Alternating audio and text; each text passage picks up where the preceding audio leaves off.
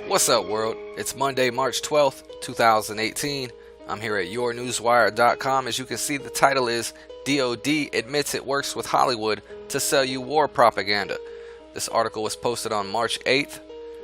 The Department of Defense, or DoD, admitted on Monday that they work closely with Hollywood in order to sell pro-war propaganda to the public. In an astonishing admission, the DoD tweeted that officials are routinely deployed to work on films in order to ensure the military is portrayed correctly in films. And here you can see a tweet from the U.S. Department of Defense. It's Oscars 90 Sunday, and did you know the DoD works with Hollywood to ensure the military is correctly portrayed in films? Find out how these partnerships work. That was posted on March 4th.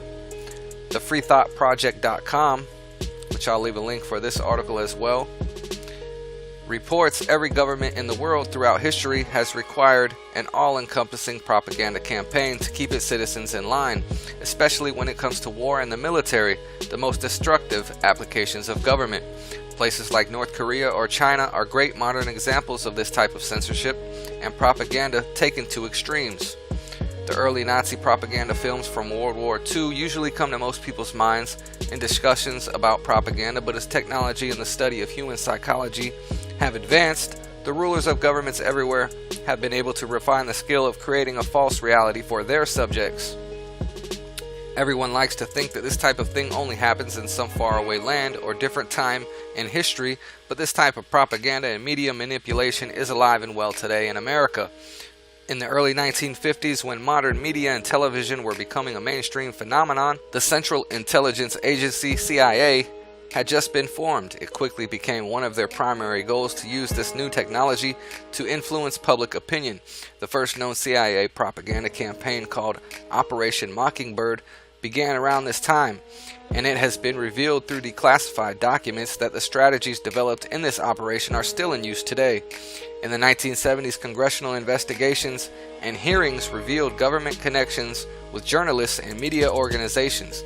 During the hearings, CIA representatives refused to answer the questions while on the public record and asked to go over the details during a closed session. Footage of those hearings can be seen below. Few-minute video. If anyone wants to come back and watch it, there will be a link for this article and you may do so.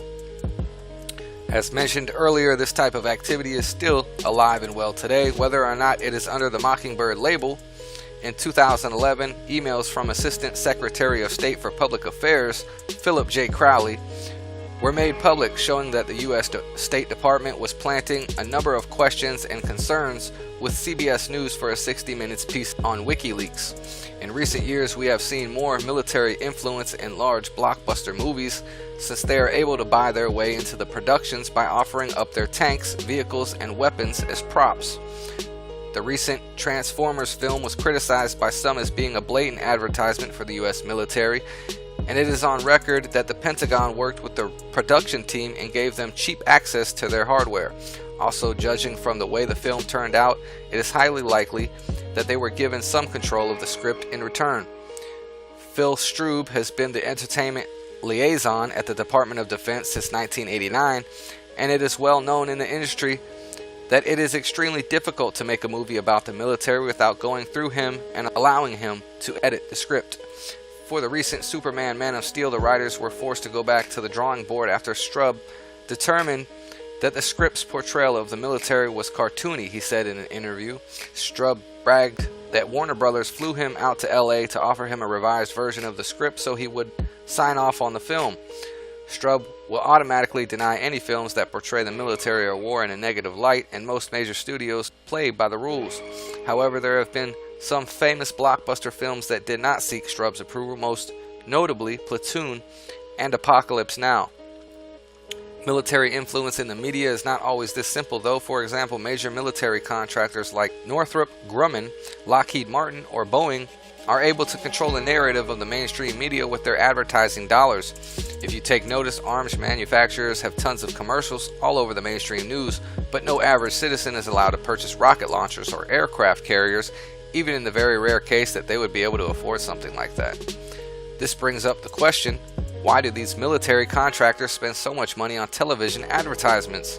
The answer is so they can use those advertising dollars as leverage against the broadcaster in order to control how wars are presented in the news.